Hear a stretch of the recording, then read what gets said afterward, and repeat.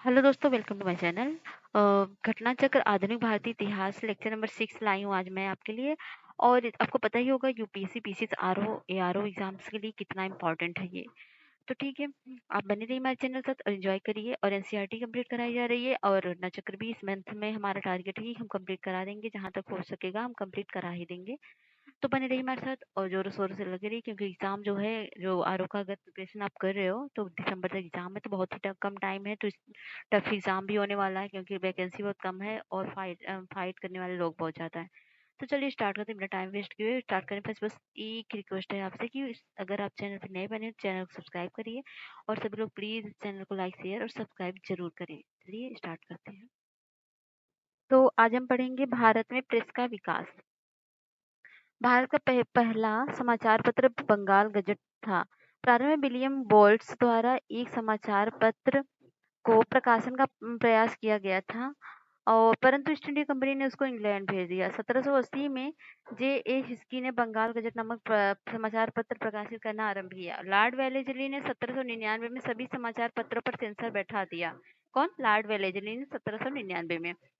उसने 1799 में समाचार पत्रों को प्रक्षेपण अधिनियम पारित कर दिया और समाचार पत्रों पर युद्धकालीन सेंसर लागू कर दिया। 1807 में अधिनियम पत्रिकाओं, पैम्फलेट तथा पुस्तकों सभी पर लागू कर दिया। लॉर्ड हेस्टिंग ने 1818 में इस अधिनियम को रद्द कर दिया। देखो, लॉर्ड वेलेजली ने लगाया और लॉर्ड हेस्टिंग्स ने 1818 में इस अधिनियम को रद्द किया। लॉर्ड रिपन ने 1882 में वर्नाक्युलर प्रेस एक्ट अथवा देसी भाषा प्रेस अधिनियम को रद्द कर दिया और भारतीय भाषाओं को समाचार पत्र अंग्रेजी भाषा के समाचार पत्र के समान ही स्वतंत्रता दे दी। ज्ञातव्य है कि वर्नाक्युलर प्रेस एक्ट 1878 में लॉर्ड लिटन, पहले रिपन था, रिपन ने क्या किया था? वर्नाक्युलर प्रेस एक्ट अथवा देसी भाषा प्रेस अधिनियम को रद्द कर दिया और भारतीय भाषाओं के समाचार पत्रों को अंग्रेजी भाषा के समाचार पत्रों के समान स्वतंत्रता दे दी। और वर्नाक्युलर प्रेस एक्ट जो 1878 में आया, उसमें जिसे लॉर्ड लिटन के कार्यकाल में 1876-80 में पारित हुआ, इस अधिनियम में मुंह बंद करने वाला अधिनियम कहा जाता है। इस अधिनियम को बंद करने वाला अधिनियम कहा गया। इस एक्ट के तहत जिला मजिस्ट्रेट को यह अधिकार था कि वो किसी भी भारतीय भाषा के समाचार पत्र से बांड पेपर पर हस्ताक्षर करवा ले कि वह कोई भी ऐसी सामग्री नहीं छापेगा जो सरकार के विरोध में हो। कानून का विरोध करने वाले मुद्रालयों की जमानत को मजिस्ट्रेट रद्द कर सकता है। इस अधिनियम में अधीन सोम प्रकाश, भारत मिहिर, ढाका प्रकाश, सहचर इत्यादि समाचार पत्रों के विरुद्ध मामले दर्ज किए गए। पत्रकारिता के लिए ब्रिटिश सरकार द्वारा सजा पाने वाले पहले भारतीय कौन थे? बाल गंगाधर तिलक। 1882 में उन्हें सरकार ने 4 मास का कारावास दिया, क्योंकि उन्होंने अंग्रेजों द्वारा कोल्हापुर के महाराजा के प्रति प्रतिष्ठिता करने वाले कड़े शब्दों में निंदा की थी। 1897 में उन्हें 2 अंग्रेजों की हत्या के लिए छापेकर बंधुओं को उत्तेजित करने छापेकर बंधुओं को उत्तेजित करने शिवाजी द्वारा अफजल खां के वध संबंधी लेख के आधार पर 18 मास के कड़े कारावास का दंड दिया गया। उत्तरी अमेरिका महाद्वीप में फ्री हिंदुस्तान अखबार तारक नाथ दास ने शुरू किया। राजा राम मोहन राय ने अपने विचारों को प्रेस के माध्यम से प्रचारित कर एवं प्रसारित किया। दिसंबर 1821 उन्होंने बांग्ला साप्ताहिक संवाद कौमुदी अथवा प्रज्ञा का चांद का प्रकाशन प्रारंभ किया। इसके 1 वर्ष पश्चात उन्होंने फारसी भाषा में एक अन्य साप्ताहिक समाचार पत्र मिरातुल अखबार या बुद्धि दर्पण का प्रकाशन प्रारंभ किया। इंडियन मिरर अखबार का प्रकाशन कलकत्ता से होता था। इंडियन मिरर की स्थापना का श्रेय देवेंद्र टैगोर, नाथ टैगोर तथा मनमोहन घोष को है। भारत को ब्रिटिश राज्य से मुक्त करने हेतु संयुक्त राज्य अमेरिका और कनाडा में राजा हरदयाल, सोहन सिंह भाकना और करतार सिंह सराबक आदि से मिलकर गदर आंदोलन की स्थापना की। इस पार्टी का मुख्य पत्र था गदर, एक साप्ताहिक पत्र था जिसके प्रथम संस्करण का प्रकाशन 1 नवंबर 1913 को सैन फ्रांसिस्को ने किया था। यह उर्दू में था। 9 दिसंबर 1913 में गुरमुखी में छपने लगा यह पत्र मराठी, हिंदी, अंग्रेजी और गुजराती में प्रकाशित हुआ। इसका एक अंक पख्तूनी भाषा में छपा था। अमृत बाजार पत्रिका की स्थापना शिशिर कुमार घोष ने 1868 में कलकत्ता से की और प्रारंभ में बंगाली भाषा में प्रकाशित होती थी। 1878 में देसी भाषा प्रेस अधिनियम से बचने के लिए रातों रात अंग्रेजी भाषा में रूपांतरित हो गई। गिरीश चंद्र घोष ने बंगाली का प्रकाशन 1862 में शुरू किया। 1879 में एस.एन. बनर्जी ने ले लिया। हिंदू पैट्रियट की स्थापना की गिरीश चंद्र घोष ने की थी। बाद में हरिश्चंद्र मुखर्जी इसके संपादक बने। 1881 में बम्बई से केसरी मराठा नामक दो महत्वपूर्ण समाचार पत्र प्रारंभ किए गए। मराठी भाषा में प्रकाशित केसरी को तिलक होम रूल आंदोलन का मुख्य पत्र बनाया। मराठा अंग्रेजी भाषा में प्रकाशित होती थी। प्रारंभ में केसरी के संपादन आगरकर थे। बाद में केसरी और मराठा पत्रों का संपादन तिलक द्वारा किया गया। बंगवासी काल एवं केसरी आदि पत्रिकाएं क्रांतिकारी आंदोलन के समर्थक और कांग्रेस की उदारवादी नीतियों की आलोचक थी। संध्या और युगांतर एवं काल इस तीन समाचार पत्रों ने स्वतंत्रता संग्राम के दौरान क्रांतिकारी आतंकवाद की वकालत की। बंगला साप्ताहिक सोम प्रकाश समाचार पत्र प्रकाशन 1858 में ईश्वरचंद्र विद्यासागर ने प्रारंभ किया। इस समाचार पत्र ने नील आंदोलन किसानों के हितों का समर्थन किया। फ्री प्रेस जनरल एक न्यूज एजेंसी थी। इंडियन ओपिनियन महात्मा गांधी द्वारा दक्षिण अफ्रीका से 1903 में प्रारंभ की गई पत्रिका थी, जिसके प्रथम संपादक मनसुख लाल नजर थे, जो नाटाल कांग्रेस के सचिव थे। यह पत्र गुजराती, हिंदी, तमिल और अंग्रेजी में निकलता था। यंग इंडिया जो 7 मई 1919 को महात्मा गांधी के पर्यवेक्षण में बंबई से साप्ताहिक के रूप में प्रकाशित होता था। यहाँ के प्रारंभिक संस्करणों में जमुना दास, द्वारका दास तथा शंकर लाल बैंकर इसके संपादक रहे हैं। 8 अक्टूबर 1919 से यंग इंडिया के संपादक महात्मा गांधी बने और अहमदाबाद से साप्ताहिक रूप से प्रकाशित होने लगा। जमुना दास, द्वारका दास तथा Shankar Lal barrack Annie Besant की होम रूल लीग के सदस्य थे। बंगाल का नील विद्रोह, शोषण के विरुद्ध किसानों की सीधी लड़ाई, हिंदू पैट्रियट और हिंदू पैट्रियट के संपादक हरिश्चंद्र मुखर्जी ने इस आंदोलन में काफी काम किया। हिंदू पैट्रियट के पहले 2 वर्षों में गिरीश चंद्र घोष संपादक थे। 1855 में हरिश्चंद्र मुखर्जी इसके संपादक हो गए। वह निर्भीकता से बागान मालिकों के अत्याचारों की पोल खोलने तथा सताए हुए किसानों की सहायता में लगे रहे। 1861 ईस्वी में कृष्णोदास पाल इसके संपादक बने। अंग्रेजी साप्ताहिक वंदे मातरम के साथ अरविंद घोष संपादक के साथ जुड़े थे। वह 1931 में दरभंगा के महाराज कामेश्वर सिंह ने दी इंडियन नेशन की स्थापना की। इसका प्रकाशन पटना से होता था। स्वदेश वाहिनी अथवा स्वदेशाभिमानी के संपादक रामकृष्ण पिल्लई थे। रामकृष्ण पिल्लई का जन्म 1878 में तत्कालीन ट्रावनकोर राज्य के नेय्यातिनकारा के नायर परिवार में हुआ था। गांधी जी ने साप्ताहिक समाचार पत्र के रूप में हरिजन अंग्रेजी में, हरिजन बंधु गुजराती में तथा हरिजन सेवक हिंदी में प्रारंभ किया था। हरिजन का प्रथम अंक 11 फरवरी 1933 को पूना से प्रकाशित किया गया। जुलाई 1924 में भीमराव अंबेडकर ने बंबई में एक संस्था बहिष्कृत हितकारिणी सभा बनाई, जिसका उद्देश्य अस्पृश्य लोगों की नैतिक तथा भौतिक उन्नति करना था। उन्होंने ही मराठी से पाक्षिक बहिष्कृत भारत आरंभ किया। अबुल कलाम आजाद ने 1912 में उर्दू साप्ताहिक अल हिलाल का प्रकाशन प्रारंभ किया। अल बलाल का प्रारंभ उन्होंने 12 नवंबर 1915 को किया। बाकी आप देख लीजिए। अब स्टार्ट करते हैं और क्वेश्चन थ्रू हम सॉल्व कर लेंगे। भारत में प्रिंटिंग प्रेस किसने और कब शुरू किया था? तो शुरू किया था पुर्तगालियों ने 1550 में। ठीक है। भारत का पहला समाचार पत्र कौन सा था? वो था बंगाल गजट। ठीक है। भारत में प्रकाशित पहला समाचार पत्र निम्नलिखित में से कौन सा था? The Bengal gazette. ये 1780 में। निम्न में से किसने सर्वप्रथम प्रेस सेंसरशिप लागू की थी? तो प्रेस सेंसरशिप वेलेस्ली ने लागू की थी। ये देख सकते हैं 1799 सभी समाचार पत्रों में सेंसरशिप लगी थी। 1878 का वर्नाकुलर प्रेस एक्ट किसने रद्द किया था? तो किया था लॉर्ड रिपन ने। तो लॉर्ड रिपन ने 1882 में वर्नाकुलर प्रेस एक्ट अथवा देसी भाषा प्रेस अधिनियम के रद्द कर दिया था और भारतीय भाषाओं के समाचार पत्रों को अंग्रेजी भाषा के समाचार पत्रों को समान स्वतंत्रता दी थी। निम्नलिखित में से किसने वर्नाकुलर प्रेस एक्ट का प्रवर्तन किया था? वो किया था लॉर्ड लिटन ने। किस गवर्नर जनरल के समय भारतीय भाषा प्रेस अधिनियम समाप्त किया गया था? वो किया गया था लॉर्ड रिपन के टाइम में। ठीक है। लिटन और रिपन देख लिए। वर्नाकुलर प्रेस एक्ट प्रवर्तक कौन था? लिटन था। और जो हटाया था गवर्नर जनरल ने समय भारतीय भाषा प्रेस अधिनियम समाप्त किया गया था, वो था रिपन। पत्रकार के कर्तव्य का निर्वहन करते हुए जेल जाने वाला प्रथम भारतीय कौन था? वो बाल गंगाधर तिलक जी थे।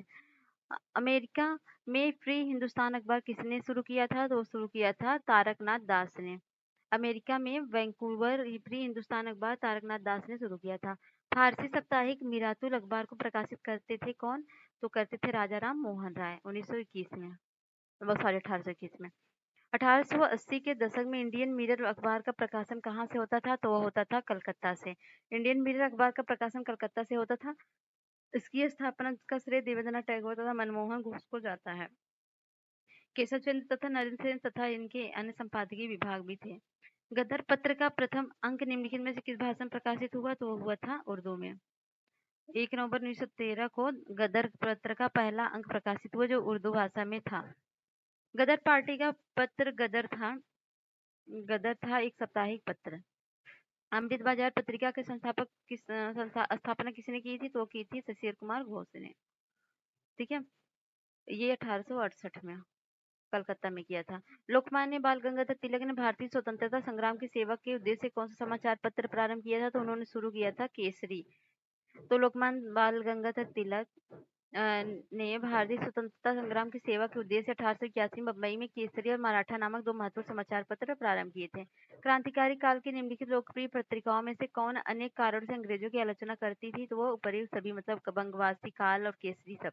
निम्नलिखित में से किन समाचार पत्रों में भारतीय स्वतंत्रता संग्राम के काल में क्रांतिकारी आतंकवाद की वकालत की गई थी? तो संध्या, युगांतर, काल और किसमें? तो सभी में की गई थी। क्रांतिकारी गतिविधियों के साथ कौन सी पत्रिकाएं जुड़ी हुई नहीं थी? तो कौन? यंग इंडिया नहीं जुड़ी थी, बाकी संध्या, गदर, युगांतर तीनों जुड़ा था। निम्नलिखित में किसने सोम प्रकाश नामक समाचार पत्र शुरू किया था? तो शुरू किया था ईश्वर चंद्र विद्यासागर ने। बंगला साप्ताहिक सोम प्रकाशन समाचार पत्र का प्रकाशन 1858 में ईश्वर चंद्र विद्यासागर के ने प्रारंभ किया था। इस समाचार पत्र में नील आंदोलन के किसानों के हितों की समर्थन किया गया था। निम्न अखबारों में कौन सा मुख्यतया उदारवादियों की नीतियों का प्रचारक था? तो वो था लीडर। इंडियन ओपिनियन पत्रिका के प्रथम संपादक कौन थे? तो वो थे मनसुख लाल नजर। महात्मा गांधी द्वारा दक्षिण अफ्रीका में प्रकाशित समाचार पत्र का नाम क्या था? तो वो था द इंडियन ओपिनियन।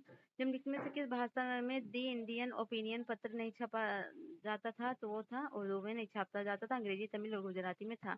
एक साप्ताहिक के रूप में यंग इंडिया का शुभारंभ किया गया था, किसके द्वारा? होम रूल पार्टी ने किया था। हिंदी का पहला समाचार पत्र उद्यत मार्तंड 30 मई 1826 को प्रकाशित हुआ। यह कोलकाता से था। तो भारतीयों द्वारा अंग्रेजी भाषा में प्रकाशित प्रथम समाचार पत्र था हिंदू पैट्रियट। नील आंदोलन का जमकर समर्थन करने वाले हिंदू पैट्रियट के संपादक कौन थे? तो हरीश चंद्र मुखर्जी थे। अंग्रेजी साप्ताहिक वंदे मातरम के साथ निम्नलिखित में से किसने अपने को संबद्ध किया था? अरविंद घोष ने, एमजी रनाडे ने। तो अरविंद घोष ने किया था, मतलब ऑप्शन ए।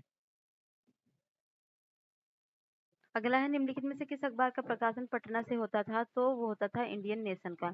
1931 में दरभंगा के महाराज कामेश्वर सिंह ने द इंडियन नेशन की स्थापना की और इसका प्रकाशन पटना से होता था। स्वदेश वाहिनी के संपादक कौन थे? तो के रामकृष्ण पिल्लई थे। अंग्रेजी पत्र इंडिपेंडेंट जुड़ा था किससे? मोतीलाल नेहरू से। तो ये कौन सा है? मिलान करना है। भारत मित्र, भारत मित्र कौन सी भाषा में था? तो भारत मित्र हिंदी में था और राष्ट्रमत मराठी में था, प्रजामित्र गुजराती में था, नायक जो था बंगाली में था। इस तरह से ऑप्शन सी हो जाएगा। ये आरओ ने 2 बार पूछा है, 12 और 13 में, और पीसीएस ने पूछा है, फिर आरओ ने पूछा है। भारत मित्र हिंदी, राष्ट्रमत मराठी, प्रजामित्र गुजराती में और नायक बंगाली में था। अब ये भी मिलान करना है। दैनिक आज किसने संस्थापक कौन थे? समाचार पत्र के कौन था? तो दैनिक आज के संस्थापक कौन थे? तो वो थे शिव प्रसाद गुप्ता। द लीडर के कौन थे? तो द लीडर के थे Madan Mohan Malviya. The national Herald के कौन थे? तो वो थे जवाहरलाल नेहरू। द पायनियर के जॉर्ज एलन। तो इस तरह से ऑप्शन ए सही हो जाएगा। ये पीसीएस मेंस में पूछा गया क्वेश्चन है। कानपुर से प्रकाशित किस समाचार पत्र के माध्यम से विजय सिंह पथिक ने बिजौलिया आंदोलन को समूचे भारत में चर्चा का विषय बना दिया? तो वह था प्रताप से। राजस्थान में पहला किसान आंदोलन मेवाड़ राज्य की जागीर बिजौलिया में हुआ था। वहां किसान पर अनेक प्रकार की लगाने लगी हुई थी। इस लगानों के विरोध में आंदोलन हुआ और 1913 में आंदोलन का नेतृत्व साधु सीताराम दास ने किया तथा वर्ष 1915 में इसका नेतृत्व विजय सिंह पथिक ने किया। विजय सिंह पथिक ने गणेश शंकर विद्यार्थी के प्रताप के माध्यम से बिजौलियों के किसान आंदोलन को अखिल भारतीय स्तर पर प्रचारित किया। हरिजन के प्रारंभकर्ता कौन थे? तो गांधी जी थे। गांधी जी द्वारा शुरू किया गया एक साप्ताहिक पत्र हरिजन का प्रथम अंक 11 फरवरी 1933 को निम्न शहरों में से कहां से प्रकाशित किया जाता था? तो पूना, आज पुणे से। मराठी पाक्षिक बहिष्कृत भारत किसने आरंभ किया था? तो किया था बी आर अम्बेडकर ने। बहिष्कृत भारत पत्रिका संबंधित थे कौन? वो बी आर अम्बेडकर संबंधित थे। निम्नलिखित में से कौन सा एक जर्नल अबुल कलाम आजाद द्वारा प्रकाशित था? तो वह था अल हिलाल।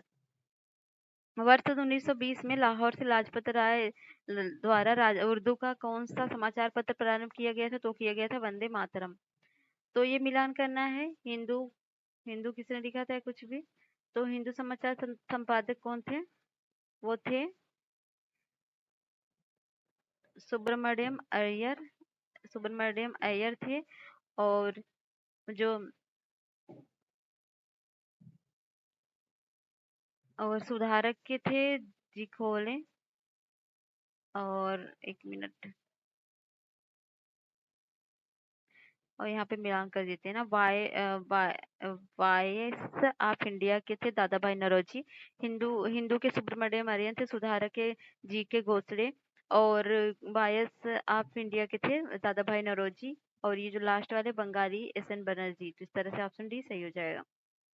तो ये भी मिलान करना है। काल काल के संपादक कौन थे? तो काल के संपादक थे शिवराम महादेव परांजपे। और बंगाली के कौन थे? तो बंगाली के थे सुरेंद्रनाथ बनर्जी थे। और सुधारक के थे गोपाल कृष्ण गोखले। और सोम प्रकाश थे द्वारकानाथ विद्याभूषण के। तो इस तरह से ऑप्शन हो जाएगा ए। और ये भी मिलान करना है, तो ये भी देख लीजिए। बॉम्बे क्रॉनिकल फिरोज शाह मेहता थे। और कॉमनवेल्थ के थे एनी बेसेंट। और लीडर लीडर के थे मदन मोहन मालवीय। और सर्चलाइट के थे सच्चिदानंद सिन्हा। तो इस तरह से हो जाएगा ऑप्शन ए। ठीक है, नहीं ऑप्शन ए नहीं होगा, ऑप्शन सी हो जाएगा। आगे देखेंगे लीडर। लीडर कौन थे? मदन मोहन मालवीय। और ये बॉम्बे क्रॉनिकल फिरोज शाह मेहता थे। इंडिपेंडेंट मोतीलाल नेहरू। और जस्टिस टी एम नायर। तो इस तरह से ऑप्शन हो जाएगा ए। ये भी मेंस में पूछा गया क्वेश्चन है। ये भी मिलान करना, मिलान वाले ही क्वेश्चन ज्यादा आते हैं, तो देख लेते हैं। ये से हो जाएगा। अब्दुल कलाम हो जाएंगे अल हिलाल के। और फिरोज शाह मेहता बॉम्बे क्रॉनिकल के। एनी बेसेंट न्यू इंडिया के। Mahatma Gandhi Young India. Young India Mahatma Gandhi. New India Annie Besant. और फिरोज मेहता बॉम्बे क्रॉनिकल। और अब्दुल कलाम अल हिलाल। तो इस तरह से ऑप्शन हो जाएगा ए। ठीक है। अब Abul Kalam Azad Al Hilal Firoz Shah Mehta Bombay Chronicle Annie Besant New India Mahatma Gandhi Young India. ये भी मिल ये देखना कौन सा सही से मिलित है, नहीं है। अल हिलाल मौलाना अबुल कलाम आजाद सही है। New India Annie Besant. और तहजीब उल अखलाक मोहम्मद अली जिन्ना। तो ये मोहम्मद अली जिन्ना नहीं, तो बल्कि सैयद अहमद खान द्वारा उर्दू भाषा में लिखी गई पुस्तक थी। तो इसी गलत है। नीचे स्वाधीनता संग्रामियों तथा उनके द्वारा प्रारंभ समाचार पत्रों के नाम दिए गए जा रहे हैं। इनमें से कौन सा जोड़ा गलत है? तो मौलाना आजाद अल हिलाल सही है। Lokmanya Tilak Kesari, Jawaharlal Nehru National Herald, Mahatma Gandhi the Pioneer ये गलत है। एकदम पायनियर समाचार पत्र का प्रारंभ इलाहाबाद में जॉर्ज एलेन ने किया था। निम्नलिखित में से किस समाचार पत्र पत्रिका से महात्मा गांधी संबंधित नहीं? इंडियन ओपिनियन, यंग इंडिया, नवजीवन और युगांतर से नहीं है। युगांतर समाचार पत्र संपादन भूपेंद्रनाथ दत्त तथा बरिंद्रनाथ कुमार घोष ने किया था। निम्नलिखित में से किसने कौमी आवाज पत्र का आरंभ किया था? तो वो किया था जवाहरलाल नेहरू ने। निम्नलिखित युगों में से कौन सा सही सुमेलित नहीं है? तो कौमी आवाज अबुल कलाम आजाद ये गलत है, क्योंकि कौमी किसने शुरू किया था? कौमी जवाहरलाल नेहरू ने शुरू किया था। निम्नलिखित में से कौन सा एक सुमेलित है? तो महात्मा गांधी मूक नायक, बाल गंगाधर तिलक, यंग इंडिया और एनी बेसेंट कॉमनवेल्थ। तो कौन सा सुमेलित? तो ये सही है। कॉमनवेल्थ जो है एनी बेसेंट है। यंग इंडिया जो है गांधी जी है। यंग इंडिया गांधी जी हैं। और केसरी बाल गंगाधर तिलक। मूक नायक के कौन है? तो मूक नायक के हैं भीमराव अंबेडकर। ये 2 बार क्वेश्चन पूछा गया यूपीपीसी से। तो ये भी मिलान करना है। यंग इंडिया के कौन है? तो गांधी जी हैं। कहाँ है गांधी जी? ये है। केसरी किसने है? बीजी तिलक। केसरी कौन है? बीजी तिलक है। और समाचार दर्पण की कौन है? ये है मिरात उल अखबार, ये थे। और ये समाचार दर्पण राजाराम मोहन राय। सॉरी, समाचार दर्पण गलत हो गया, मेरी कंफ्यूज हो गई। जेसी मैसमैन है। और जो ये मिरात उल अखबार है राजाराम मोहन राय। इस तरह से आपका ऑप्शन हो जाएगा कौन सा? डी वाला। समाचार दर्पण जेसी मार्समैन और मिरातुल अखबार राजा राम मोहन राय, केसरी विजय तिलक और यंग इंडिया महात्मा गांधी। निम्नलिखित में से कौन एक सुमेलित नहीं है? तो बी आर अम्बेडकर इंडिपेंडेंट है। B R B R Ambedkar independent नहीं लिखे हैं, बल्कि दादा भाई नौरोजी संबंधित है। रास्ता गुप्तार नामक पत्र दादा भाई नौरोजी संबंधित। केसरी बाल गंगाधर तिलक से संबंधित है। न्यू इंडिया एनी बेसेंट से संबंधित है, किंतु इंडिपेंडेंट बी आर अम्बेडकर संबंधी नहीं है। भारत के लिए स्वशासन की मांग करती मोतीलाल नेहरू ने इंडिपेंडेंट नामक समाचार पत्र लिखा था। कौन? मोतीलाल नेहरू ने। नीचे दिए गए विकल्प पर राष्ट्रवादी समाचार पत्रों द हिंदू, केसरी, बंगाली, हिंदुस्तानी सुधारक के संपादक के नाम का सही संयोजन कीजिए। तो वो हो जाएंगे जी सुब्रमण्यम, बाल गंगाधर तिलक, सुरेंद्रनाथ बनर्जी और गंगाधर वर्मा और गोपाल कृष्ण गोखले। बीपीएससी ने पूछा था। द हिंदू जी सुब्रमण्यम अय्यर, केसरी बाल गंगाधर तिलक, बंगाली सुरेंद्रनाथ बनर्जी, हिंदुस्तान गंगा प्रसाद वर्मा, सुधारक गोपाल कृष्ण गोखले। निम्न से कौन सुमेलित क्रम है? तो देखते हैं। बीजे तिलक केसरी, ये तो सही है, बस यही सही है। एनी बेसेंट यंग इंडिया ने न्यू इंडिया लिखा था और महात्मा गांधी ने ये उल्टा कर दिया है। सुरेंद्रनाथ बनर्जी मराठा तथा केसरी किसने लिखा था? मराठा तथा केसरी लिखा था आपके बीजे तिलक ने। ठीक है। और यहाँ पर देखेंगे निम्नलिखित एडमिनिस्ट्रेशन द्वारा निकाले जाने वाले दो अखबार कौन से थे? कॉमनवेल्थ या न्यू इंडिया। तो ये दोनों थे, न्यू इंडिया, कॉमनवेल्थ। ठीक है, पहला और दूसरा सही है। कॉमनवेल्थ पत्र किससे जुड़ा है? तो एनी बेसेंट से जुड़ा है। और सही जोड़े बनाइए तथा नीचे दिए गुट से सही उत्तर चुनिए। विपिन, तो अरविंद घोष और ब्रह्मेंद्र पदे, न्यू इंडिया, कॉमरेड और वंदे मातरम। तो इसको मिलान के थ्रू देख लेंगे कि इस तरह इधर मिलाना थोड़ा दिक्कत होगा। तो ये होगा बिपिन चंद्र पाल न्यू इंडिया, और अरविंद घोष थे वंदे मातरम, और ब्रह्म बांधव उपाध्याय संध्या थे, और मोहम्मद अली कामरेड थे। निम्नलिखित में से कौन क्रांतिकारी पत्र वंदे मातरम का संपादक था? तो कौन था? तो ये 1906 को कलकत्ता से हुआ था, और बिपिन चंद्र पाल इसके संपादक थे। तो यहाँ पर कोई ऑप्शन नहीं दिया गया है। दसरोजा पत्रिका राष्ट्रीय आंदोलन के दौरान किसने प्रारंभ की थी? तो किया था अब्दुल गफ्फार खान ने। अब ये भी मिलान करना है, तो यहाँ पर देख लेते हैं कौन है। तो एस ए डांगे समाचार पत्र पत्रिकाएं कौन सा लिखा था? एस ए डांगे ने लिखा द सोशलिस्ट, और मुजफ्फर अहमद लिखा था नवयुग, और गुलाम हुसैन ने लिखा था, गुलाम हुसैन ने इनकलाब लिखा था। सिंगर वेलू ने लेबर किसान गजट लिखा था। इस तरह से ऑप्शन बी हो जाएगा सही। सामाजिक और धार्मिक आंदोलन के बारे में हम करेंगे। उन तो सामाजिक और धार्मिक सुधार आंदोलन देख लेते हैं। तो 19वीं शताब्दी के सामाजिक और धार्मिक सुधार आंदोलन का भारत के आधुनिक इतिहास में विशेष महत्व है। इस आंदोलन ने बुद्धिजीवियों और मध्यम वर्ग को सार्वजनिक प्रभावित किया। निर्धन सर्वसाधारण वर्ग इन आंदोलन से लगभग अप्रभावित रहा।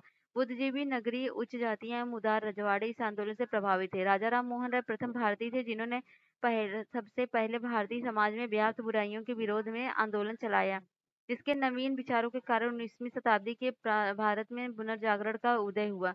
राजा राम मोहन राय को भारतीय पुनर्जागरण का पिता और भारतीय राष्ट्रवाद का पैगंबर, अतीत और भविष्य के मध्य सेतु और भारतीय राष्ट्रवाद का जनक और आधुनिक भारत का पिता और प्रथम आधुनिक पुरुष तथा युगदूत मतलब कहा गया। इतने सारे नाम राजा राम मोहन राय को दिए गए। हिंदू धर्म के एकस्वरवादी मत प्रचार करने के लिए 1815 में राजा राम मोहन राय ने अपने युवा समर्थकों के सहयोग से आत्मीय सभा की स्थापना की। 1828 में उन्होंने ब्रह्म सभा के नाम से एक नए समाज की स्थापना की, जिसे आगे चलकर ब्रह्म समाज के नाम से जाने जाने लगा। देवेंद्रनाथ टैगोर ने राजा राम मोहन राय की विचारों के प्रसार के लिए 1839 में तत्वबोधिनी सभा की स्थापना की। हिंदू धर्म का पहला सुधार आंदोलन ब्रह्म समाज था, जिस पर आधुनिक पाश्चात्य विचारधारा का बहुत प्रभाव पड़ा। मुगल बादशाह अकबर द्वितीय राजा राम मोहन राय राजा की उपाधि के साथ अपने दूत के रूप में 1830 में तत्कालीन ब्रिटिश साम्राज्य विलियम चतुर्थ के दरबार में भेजा। राय को इंग्लैंड में साम्राज्य से मुगल बादशाह का अकबर द्वितीय का मिलने वाले पेंशन की मात्रा बढ़ाने पर बातचीत करनी थी। इंग्लैंड के ब्रिस्टल में 27 सितंबर 1833 को राजा राम मोहन राय की मृत्यु हो गई, जहां उनकी समाधि स्थापित है। शिक्षा के क्षेत्र में राजा राम मोहन राय अंग्रेजी शिक्षा के पक्षधर थे। उनके अनुसार एक उदारवादी पश्चात शिक्षा ही अज्ञान के अंधकार से हमें निकाल सकती है और भारतीयों को देश के प्रशासन में भाग दिला सकती है। उन्होंने मूर्ति पूजा, बाल विवाह तथा सती प्रथा जैसी सामाजिक कुरीतियों को विरोध किया। रामकृष्ण परमहंस इस बात पर जोर दिया था कि ईश्वर तक पहुंचने के कई मार्ग हो सकते हैं। उन्होंने उपन्यास के सभी रूपों में एक परमात्मा आराधना करते हुए सभी धर्मों की पूजा विधियों एवं एक ईश्वर की खोज की, जिसे पाने के लिए सही धर्मावलंबी अपने मार्ग से उस गंतव्य पर का ध्यान रखते रहते। रामकृष्ण परमहंस की शिक्षाओं की व्याख्या को साकार करने का श्रेय स्वामी विवेकानंद को 1863 से 1902 को है। उन्होंने इस शिक्षा का साधारण भाषा में वर्णन किया और स्वामी विवेकानंद एक नवीन हिंदू धर्म के प्रचारक के रूप में उभरे। 1993 में वो शिकागो गए और उन्होंने world parliament of religion Hindu धर्म संसद में अपना पहला सुप्रसिद्ध भाषण दिया। सुभाष चंद्र बोस ने उनके बारे में कहा था कि जहां तक बंगाल का संबंध है, हम विवेकानंद को आधुनिक राष्ट्रीय आंदोलन का आध्यात्मिक पिता कह सकते हैं। रामकृष्ण मिशन की स्थापना स्वामी विवेकानंद ने 1897 में की थी। 1909 में सोसाइटी पंजीकरण अधिनियम के अंतर्गत इसे विधिवत औपचारिक रूप से पंजीकृत कराया गया। रामकृष्ण मिशन का कलकत्ता के बेलूर में मुख्यालय खोला गया। मिशन का नामकरण रामकृष्ण परमहंस के नाम पर हुआ था। ये 19वीं सदी का अंतिम महान धार्मिक एवं सामाजिक आंदोलन था। इसकी विशेषता है प्राच्य, पूर्वी और आधुनिक तथा पश्चिमी इन दोनों महान शक्तियों का समन्वय। रामकृष्ण मिशन का उद्देश्य धार्मिक एवं सामाजिक सुधार है, किंतु यह भारत की प्राचीन संस्कृति से अपनी प्रेरणा ग्रहण करता है। यह शुद्ध वेदांत के सिद्धांत को अपना आदर्श मानता है। इसका लक्ष्य मनुष्य के भीतर की उच्चतम आध्यात्मिकता का विकास करना है, किंतु साथ ही यह हिंदू धर्म में पीछे विकसित मूर्ति पूजा जैसी चीजों की कीमत पर उपयोगिता भी स्वीकार करता है। मिशन की दूसरी विशेषता सभी धर्मों की सच्चाई में विश्वास। स्वामी विवेकानंद कहा करते थे कि सभी विभिन्न धार्मिक विचार का ही मंजिल तक पहुंचने के केवल विभिन्न रास्ते हैं। शारदामणि मुखोपाध्याय, जिसे शारदा देवी के नाम से जाना जाता है, का विवाह 23 वर्षीय रामकृष्ण परमहंस से 5 वर्ष की उम्र में 1859 में हुआ था। मूल शंकर स्वामी दयानंद का जन्म 1824 में गुजरात की मोरबी रियासत में एक ब्राह्मण कुल में हुआ था। उन्होंने 1860 में मथुरा में स्वामी विरजानंद से वेदों का शुद्ध अर्थ तथा वैदिक धर्म के प्रति अगाध श्रद्धा प्राप्त की। 1867 में उन्होंने पाखंड खंडिनी पताका लहराई। उनके विचार उनकी प्रसिद्ध पुस्तक सत्यार्थ प्रकाश में वर्णित है। उनकी अन्य रचनाओं में पाखंड खंडन, वेद भाष्य और भूमिका, ऋग्वेद भाष्य, अद्वैत मत खंडन, पंच महायज्ञ विधि तथा वल्लभाचार्य मत खंडन प्रमुख है। स्वामी दयानंद ने कहा था कि अच्छा शासन स्वशासन का स्थापन नहीं है। दयानंद सरस्वती ने 1875 में मुंबई में आर्य समाज की स्थापना की, जिसका मुख्य उद्देश्य प्राचीन वैदिक धर्म की शुद्ध रूप से पुनः स्थापना करना था। आर्य समाज आंदोलन का प्रसार प्राय पाश्चात्य प्रभावों की प्रतिक्रिया के रूप में हुआ। 1877 में आर्य समाज मुख्यालय लाहौर में स्थापित किया गया, जिसके उपरांत आर्य समाज का अधिक उपचार हुआ, मतलब प्रचार हुआ। शुद्ध वैदिक परंपरा के विश्वास के चलते स्वामी जी ने पुनः वेदों की ओर चलो का नारा दिया। स्वामी दयानंद का उद्देश्य था कि भारत को धार्मिक, सामाजिक तथा राष्ट्रीय रूप से एक कर दिया जाए। धार्मिक क्षेत्रों में मूर्ति पूजा, बहुदेववाद, अवतारवाद, पशु बलि, श्रद्धा, तंत्र मंत्र से जुटे कर्मकांडों को स्वीकार नहीं करते थे। स्वामी दयानंद को उनके धार्मिक सुधार प्रयासों के कारण भारत में मार्टिन लूथर किंग कहा जाता था। आर्य समाज के नियम तथा सिद्धांत पहले बंबई में गठित किए गए और 1892-93 में आर्य समाज को 2 गुटों में बंट गया। एक गुट पाश्चात्य शिक्षा का समर्थक था, दूसरा गुट पाश्चात्य शिक्षा का विरोधी था। पाश्चात्य शिक्षा के विरोधी में श्रद्धानंद, लेखराज, मुंशीराज प्रमुख थे। इन लोगों ने 1902 में गुरुकुल की स्थापना के पश्चात शिक्षा के समर्थकों में लाला पतराय तथा हंसराज प्रमुख थे। इन लोगों ने दयानंद एंग्लो वैदिक कॉलेज की स्थापना की। सर्वप्रथम स्वामी दयानंद सरस्वती ने स्वराज शब्द का प्रयोग किया, हिंदी को राष्ट्रभाषा के रूप में स्वीकार किया। प्रार्थना समाज की स्थापना 1867 मुंबई में आचार्य केशव चंद्र की प्रेरणा से आत्माराम पांडुरंग द्वारा की गई। महादेव गोविंद रनाडे इस संस्था में 1869 में जुड़े। इस संस्था का प्रमुख उद्देश्य जाति का विरोध तथा स्त्री पुरुष की विवाह की आयु में वृद्धि तथा विधवा विवाह तथा स्त्री की शिक्षा को प्रोत्साहन देना था। रनाडे का उल्लेख पश्चिमी भारत में संस्कृति पुनर्जागरण के अग्रदूत के रूप में किया जाता है। वहीं देव समाज की बात करें तो शिव नारायण अग्निहोत्री ने 1867 में इसकी स्थापना लाहौर में की थी और इस समाज के उद्देश्यों को देव शास्त्र नामक पुस्तक में संकलित किया गया। 1873 में सत्यशोधक समाज की स्थापना ज्योतिबा फूले ने की थी। इसका जन्म 1827 में एक माली के घर में हुआ। उन्होंने शक्तिशाली और ब्राह्मण आंदोलन का संचालन किया। उन्होंने अपनी पुस्तक गुलामगिरी एवं अपने संगठन सत्यशोधक समाज के द्वारा पाखंडी ब्राह्मणों एवं अवसरवादी धर्म ग्रंथों से निम्न जातियों की रक्षा आवश्यकता पर बल दिया। राजा राधा कांत देव ने 1830 में बंगाल में धर्म सभा की स्थापना का सामाजिक धार्मिक सुधारों का विरोध किया और रूढ़वादियों का समर्थन किया।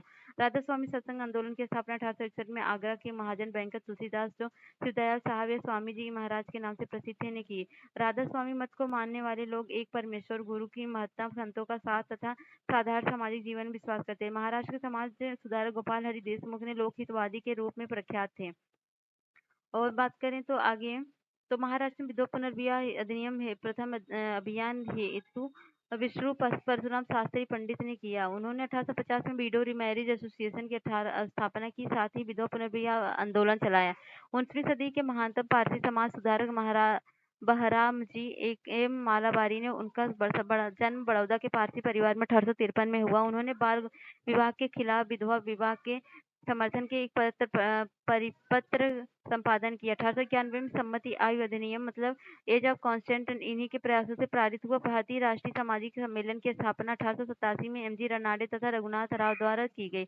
इस सम्मेलन का प्रमुख उद्देश्य बहुविवाह, बाल विवाह एवं कुलीनवाद जैसी प्रथाओं का समापन करना था। 1850 में ईस्वी में जातीय क्षमता कानून के द्वारा हिंदुत्व धर्मांतरित व्यक्तियों के नागरिक अधिकारों की रक्षा का प्रावधान किया गया। 1856 में हिंदू विधवा पुनर्विवाह कानून लाया गया और सती निषेध रेगुलेशन लॉर्ड विलियम बेंटिंग के समय 1829 में बनाया गया।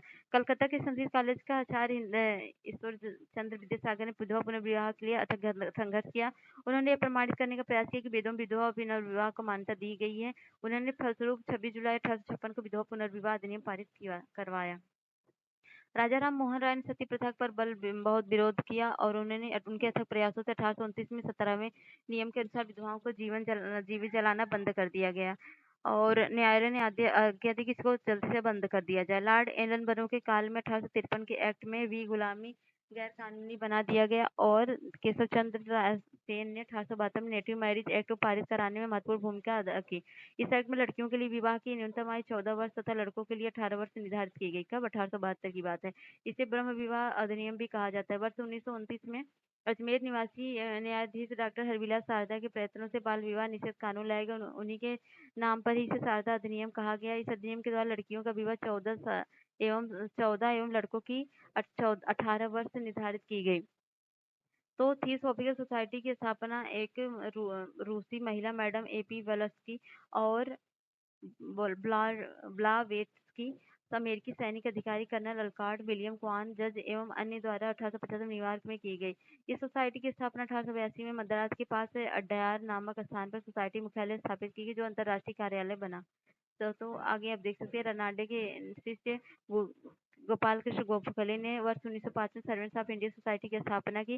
गोपाल कृष्ण गोखले ने कांग्रेस के 21वीं अधिवेशन मतलब बनारस में हुआ था की अध्यक्षता की थी और गोखले महात्मा गांधी के राजनीतिक गुरु थे। वर्ष 1910 के उपरांत ज्योतिबा फुले के विचारों से प्रेरित होकर मुकुंद राव पाटिल एवं शंकर राव जाधव ने एक ब्राह्मण विरोधी एवं प्रबल कांग्रेस विरोधी बहुजन समाज की स्थापना की। अब क्वेश्चन हम करेंगे, 19वीं शताब्दी के धर्म एवं समाज सुधारक जनसंख्या के किस वर्ग से मुख्यतः आकर्षित हुए?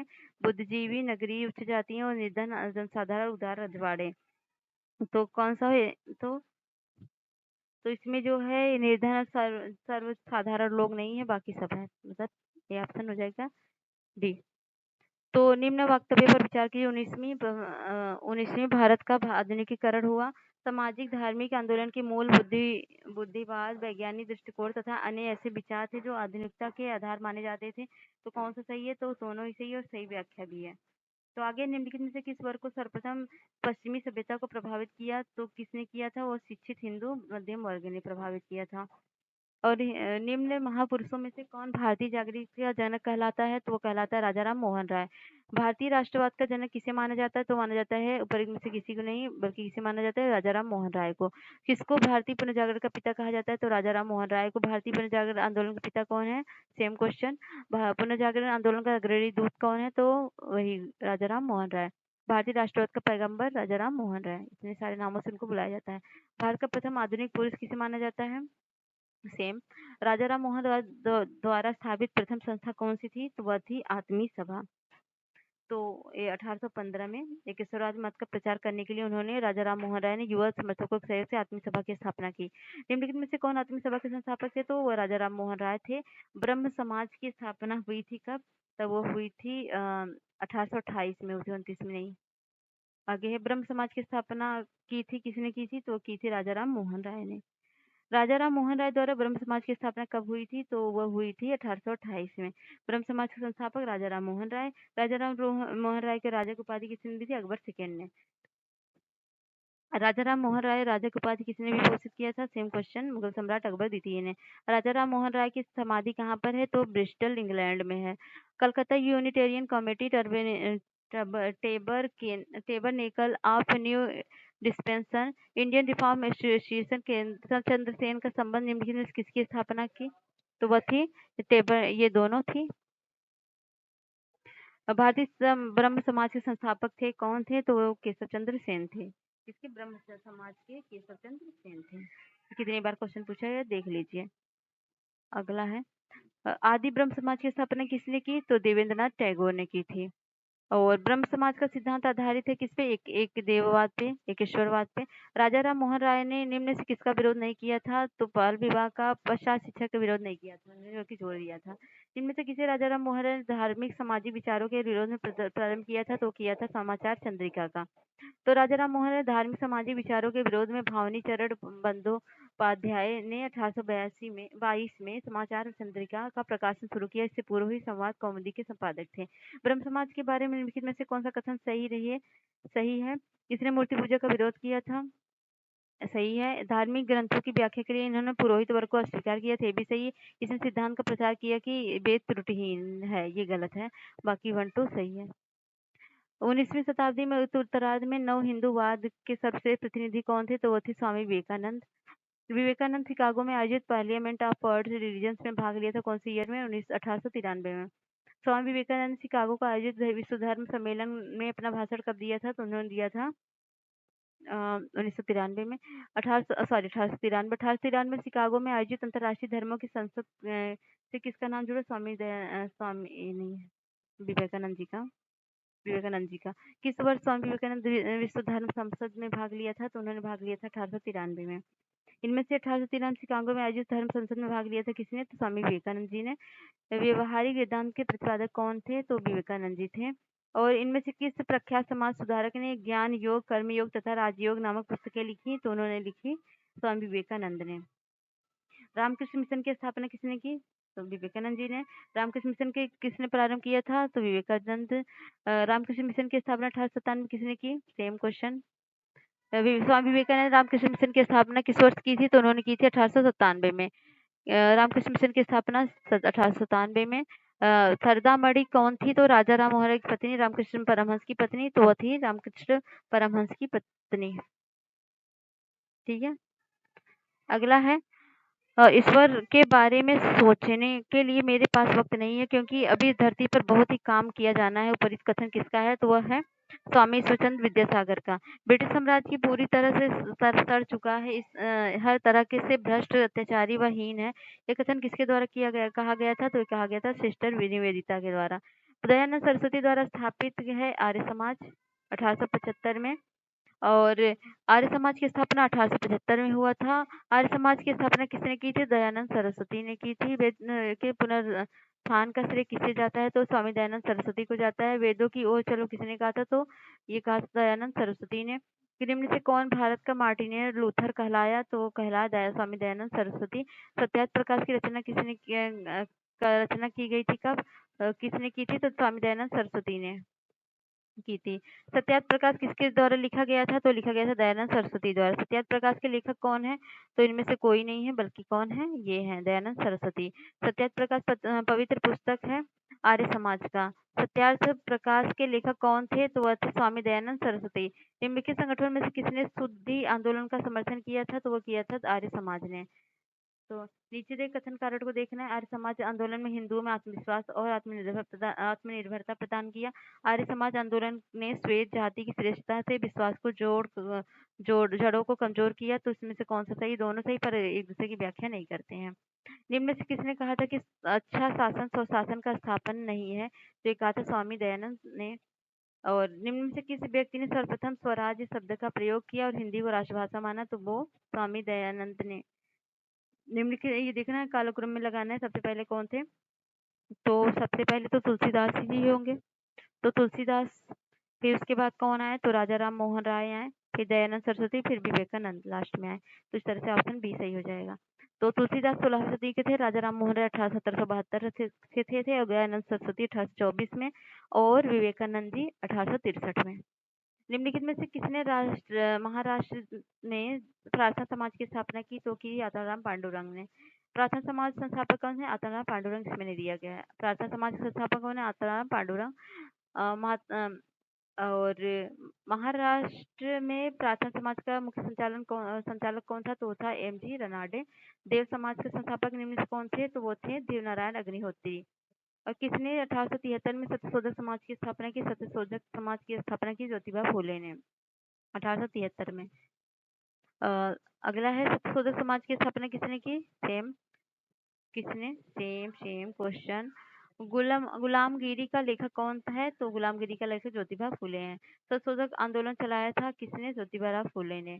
महात्मा ज्योतिबा फूले द्वारा किस संगठन की स्थापना की गई थी? कितनी बार सेम क्वेश्चन रिपीटेड है।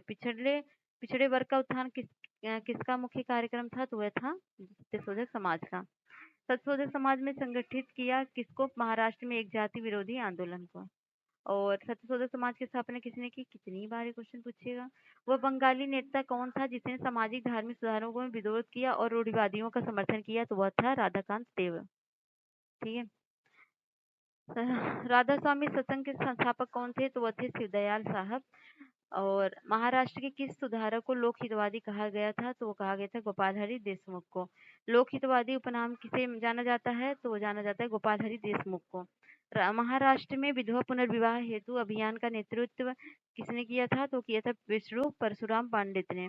19वीं सदी के महानतम पारसी समाज सुधारक थे कौन थे? तो बहराम जी एवं मालाबारी 1853 में। इनका जन्म हुआ था 1891 में, मैंने किया था। दी एज ऑफ कंसेंट एक्ट किस वर्ष पारित हुआ था? तो ये हुआ था 1891 में। उसका प्रधान संबल था सामाजिक और धार्मिक तथा उसने सामाजिक बुराइयों के निराकरण के लिए विधान निर्माण का सहारा लिया और बाल विवाह पर्दा प्रथा के उन्मूलन के लिए अविराम परिश्रम किया। सामाजिक समस्याओं पर राष्ट्रीय स्तर पर विचार विमर्श को प्रोत्साहित करने हेतु उसने भारतीय राष्ट्रीय सामाजिक सम्मेलन का उद्घाटन किया। उसके अधिवेशन बहुत वर्षों तक भारतीय राष्ट्रीय कांग्रेस के साथ साथ होते रहे। इस उदाहरण में सांकेतिक व्यक्ति कौन है? महादेव गोविंद रानडे। तो ये देखना सुमेलित कौन सा नहीं। सर्वेंट्स ऑफ इंडिया सोसाइटी ये सही है। जीके घोसले और social service league M.N.. Joshi ये भी सही है। सेवा समिति एन.एच. कुंजरू और सोशल रिफॉर्म एसोसिएशन ये गलत है क्योंकि इसके कौन है? वीरेशलिंगम राजामुंद्री ने सोशल रिफॉर्म एसोसिएशन की स्थापना की थी।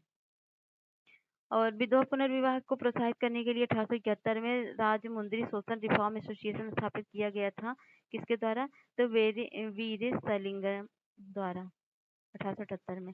भारतीय स्वतंत्रता आंदोलन के समय राष्ट्रीय सामाजिक सम्मेलन नेशनल सोशल कॉन्फ्रेंस का गठन किया गया था। इसके गठन के लिए उत्तरदायी कारण क्या था? तो उसका कारण था भारतीय राष्ट्रीय कांग्रेस अपने कार्यक्रम में सामाजिक सुधारों को नहीं रखना चाहती थी, इसलिए प्रस्तुत उद्देश्य के लिए अलग संगठन बनाने का सुझाव दिया गया।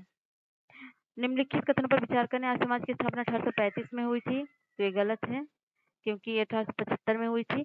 लाला लाजपत राय ने आर्य समाज के उस आग्रह का विरोध किया था जब उनके अपने समाज सुधारक कार्यक्रमों के समर्थन वेदों को आप्त प्रदान मानने को लेकर था। तो ये सही है? नहीं, ये भी गलत है क्योंकि लाला लाजपत वेदों की आप्त प्रमाण मानने का विरोध नहीं किया था। और केशव चंद्र सेन के नेतृत्व में ब्रह्म समाज ने नारी शिक्षा के लिए आंदोलन चलाया। ये सारे विनोबा भावे ने शरणार्थियों में काम करने के लिए सर्वोदय समाज की स्थापना की। ये भी सही है। तो 3-4 सही है। 1856 में लिखित कानून पारित किए गए। धार्मिक असुविधा कानून, सती निषेध रेगुलेशन, हिंदू विधवा विवाह पुनर्विवाह कानून और राज्य हड़पने का सिद्धांत। तो धार्मिक असुविधा कानून भारत में पारित नहीं हुआ, पहली बात। जातीय क्षमता कानून 1850 में पारित हुआ। और 1856 में हिंदू विधवा पुनर्विवाह कानून द्वारा विधवाओं के पुनर्विवाह को कानून संगत बनाया गया और विधवा विवाह की स्थिति में सुधार लाने के लिए ईश्वरचंद्र विद्यासागर ने अपने प्रयत्न किए। अगला क्वेश्चन है हिंदू पुनर्विवाह अधिनियम किस वर्ष पारित हुआ था? तो वो था 1856 में। पश्चिम भारत के डी के कार्वे का नाम निम्नलिखित में से किस संदर्भ में आता है? तो वो आता है स्त्री शिक्षा पर और विधवा पुनर्विवाह पर। निम्नलिखित में से किसने प्रमुख रूप से विधवा पुनर्विवाह के लिए संघर्ष किया और उसे कानूनी रूप से वैध बनाने में सफलता प्राप्त की? तो ईश्वरचंद्र विद्यासागर ने। इसमें से कौन सेक्रेटरी के रूप में हिंदू फीमेल स्कूल से संबंध थे? तो वह संबंध थे ईश्वरचंद्र विद्यासागर। इनमें से कौन सा कथन सही नहीं है? तो राजा राम मोहन राय ने सती प्रथा के समर्थक थे, तो समर्थक नहीं, विरोधी थे। 1843 के एक्ट वी ने किस बात को गैर कानूनी बना दिया? तो बना दिया गुलामी को। निम्नलिखित में से किसने 1872 के नेटिव मैरिज एक्ट को पारित कराने की महत्वपूर्ण भूमिका निभाई थी? तो केशव चंद्र सेन ने। नेटिव मैरिज एक्ट किस वर्ष पारित हुआ था? तो पारित हुआ था 1872 में। बाल विवाह प्रथा को नियंत्रित करने हेतु 1872 के सिविल मैरिज एक्ट ने लड़कियों का के विवाह का न्यूनतम उम्र निर्धारित कितना किया था? तो किया था 14 वर्ष। 1853 में जन्मे भारतीय पश्चिम भारत में फारसी थे। ये इंडियन स्पेक्टेटर तथा वॉइस ऑफ इंडिया के संपादक थे। एक समाज सुधारक थे और सम्मति आयु अधिनियम 1891 के पश्चिमी प्रमुख संघर्षकर्ता थे। तो कौन थे ये? B.M. मालाबारी। शारदा अधिनियम के अंतर्गत लड़कियों एवं लड़कों के विवाह की न्यूनतम आयु क्रमशः कितनी निर्धारित की गई थी? तो की गई थी 14 और 18। शारदा एक्ट संबंधित था किससे? बाल विवाह प्रतिबंध से। थियोसॉफिकल सोसाइटी की स्थापना किसने की थी? तो की थी मैडम A.P. ब्लावेट्स्की ने। भारत थियोसॉफिकल सोसाइटी की सफलता मुख्यतः थी एनी बेसेंट के कारण। तो निम्नलिखित युगों में कौन सा सही नहीं? तो राजा राम मोहन राय ब्रह्म समाज, ये सही है। स्वामी दयानंद सरस्वती आर्य समाज, ये भी सही है। स्वामी विवेकानंद रामकृष्ण मिशन, ये भी सही है। गोविंद महादेव गोविंद रनाडे थियोसॉफिकल सोसाइटी, तो गलत है, बल्कि ये कौन है? यह है थियोसॉफिकल सोसाइटी, ये थी एनी बेसेंट। प्रार्थना समाज मिलान करना है। प्रार्थना समाज के कौन थे? तो वो थे रनाडे। और ब्रह्म समाज के राजा राम मोहन राय। और आर्य समाज के दयानंद सरस्वती और रामकृष्ण मिशन के विवेकानंद। तो इस तरह से ऑप्शन डी। निम्न से कौन सा सुमेल नहीं है? थियोसॉफिकल सोसाइटी एनी वेस्टर्न, सही है। रामकृष्ण मिशन रामकृष्ण नहीं बल्कि विवेकानंद थे। तो ब्रह्म समाज राजा राम मोहन राय, आर्य समाज दयानंद सरस्वती, बाकी सब सही है। निम्नलिखित में से कौन सुमेलित नहीं है? प्रार्थना समाज डॉक्टर राम आत्माराम पांडुरंग, आत्मीय सभा देवेंद्रनाथ टैगोर, ये गलत है, बल्कि राजा राम मोहन राय हैं। बाकी सब सही है। भारतीय ब्रह्म समाज केशव चंद्र सेन और राधा स्वामी सत्संग तुलसीराम, बाकी सब सही है। ब्रह्म समाज कहाँ से स्टार्ट हुआ था? वो स्टार्ट हुआ था कलकत्ता से। और मानव धर्म सभा सूरत से। और आर्य समाज बम्बई से। और नदवा उल उलमा ये हुआ था लखनऊ से। इस तरह से ऑप्शन डी सही हो जाएगा। निम्नलिखित में से किस समाज सुधारक ने 1826 के जोरी अधिनियम का घोर विरोध किया था? तो किया था राजा राम मोहन राय ने। प्रार्थना समाज स्वामी विवेकानंद, राधा कृष्ण मिशन, महादेव गोविंद रनाडे, सत्यशोधक समाज तो मिलान करना है। तो प्रार्थना समाज महादेव गोविंद रनाडे, रामकृष्ण मिशन स्वामी विवेकानंद, और सत्यशोधक समाज ज्योतिबा फूले, और Mohammedan Anglo oriental sir Syed Ahmad Khan. तो इस तरह से हो जाएगा ऑप्शन सी। पूना सार्वजनिक सभा की स्थापना की थी किसने? 1870 में महादेव गोविंद रनाडे ने। निम्नलिखित में से कौन सुमेलित है? तो भारतीय सुमेलित है तो भारतीय ब्रह्म समाज राजा राम मोहन राय, गलत है। और ये केशव चंद्र सेन तत्वबोधिनी सभा, ये भी गलत है। और तत्वबोधिनी सभा के संस्थापक कौन थे? केशव चंद्र सेन थे। और तत्वबोधिनी सभा, एक मिनट, तत्वबोधिनी सभा की स्थापना किसने की थी? देवेंद्रनाथ टैगोर ने की थी। देवेंद्रनाथ टैगोर ने की थी। और सत्यशोधक समाज की किसने की थी? तो सत्यशोधक समाज की थी ज्योतिबा फूले ने दिया है, गलत है। और the servants of India society Gopal Krishna Gokhale, ये सही है। MC शीतलवाड़, VN राव तथा अल्लादी कृष्ण स्वामी अय्यर प्रख्यात सदस्य थे किसके? सर्वेंट्स ऑफ इंडिया सोसाइटी के। गोपाल कृष्ण गोखले ने किस वर्ष में भारत सेवक संघ की स्थापना की? तो की थी 1905 में। सर्वेंट्स ऑफ इंडिया सोसाइटी की स्थापना की थी किसने? गोपाल कृष्ण गोखले ने। सर्वेंट्स ऑफ इंडिया सोसाइटी की स्थापना किसने की? तो गोपाल कृष्ण गोखले ने। सर्वेंट्स ऑफ इंडिया सोसाइटी की स्थापना कौन की थी? GK गोखले ने। भारत सेवक समाज की स्थापना किसने की थी? तो गोपाल कृष्ण गोखले ने। बहुजन समाज का संस्थापन कौन था? तो वो था मुकुंदराव पाटिल। किसके द्वारा मंदिरों में प्रवेश के अधिकार की मांग की प्रस्तुति के कारण 1899 में तिरुनेलवेली में भयंकर दंगे हुए थे? तो हुए थे नडार द्वारा मंदिरों में प्रवेश के अधिकार की मांग प्रस्तुति के कारण।